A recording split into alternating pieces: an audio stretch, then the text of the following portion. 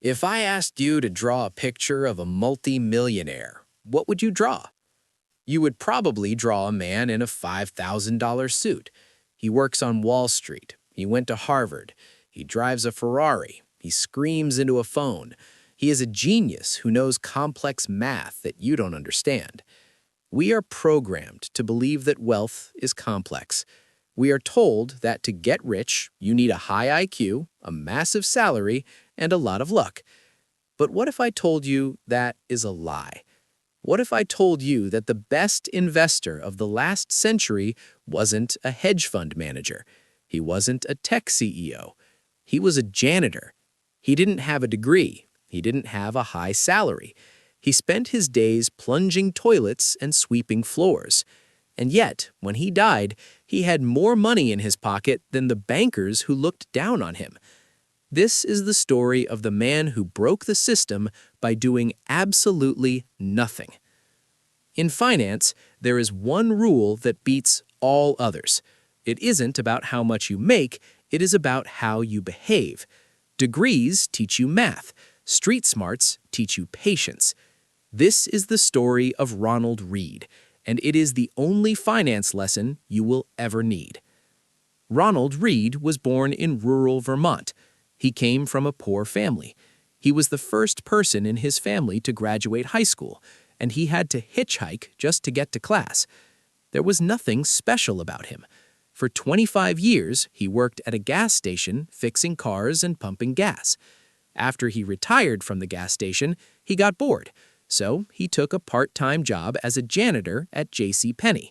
He swept the floors. He cleaned the bathrooms. To his neighbors, Ronald was just a nice, quiet, poor old man. He wore a flannel shirt every day. When his coat got a hole in it, he didn't buy a new one. He used a safety pin to hold it together. He drove a used Toyota Yaris. One time, a customer at the local coffee shop paid for Ronald's breakfast because he looked so broke. They felt sorry for him. Ronald died in 2014 at the age of 92. When the executors opened his will, they gasped. They thought there must be a mistake. The old janitor with the safety pins in his coat didn't have $5,000. He had $8 million. He left $2 million to his stepkids, and he donated $6 million to his local library and hospital. The man who swept floors was secretly the richest man in town. How is this possible? To understand the miracle, we have to look at the tragedy. Let's compare Ronald Read to a man named Richard Foscone. Richard was everything Ronald was not. Richard went to Harvard. He got an MBA from the University of Chicago. He became the vice chairman of Merrill Lynch. He was one of the masters of the universe. He made millions of dollars a year. He retired in his 40s to a massive mansion with 2 swimming pools and an elevator. On paper, Richard is the winner. Ronald is the loser. But in 2008, the financial crisis hit. Richard had leveraged everything. He had high debt. He had high lifestyle. He went bankrupt. The bank foreclosed on his mansion. He lost everything. Now look at the scoreboard. The Harvard genius went to 0. The Vermont janitor went to $8 million. In what other industry is this possible? A janitor cannot perform heart surgery better than a Harvard doctor. A janitor cannot design a skyscraper better than a trained architect. But in finance, the janitor can beat the genius. Why?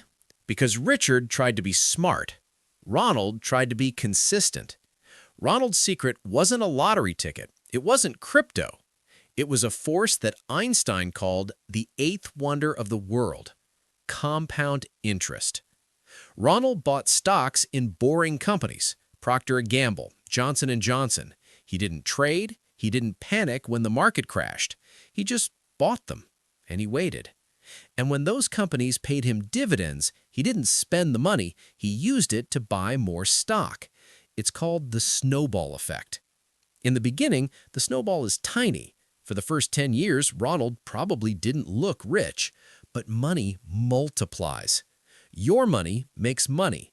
Then that new money makes more money. It starts slow. It feels like watching paint dry.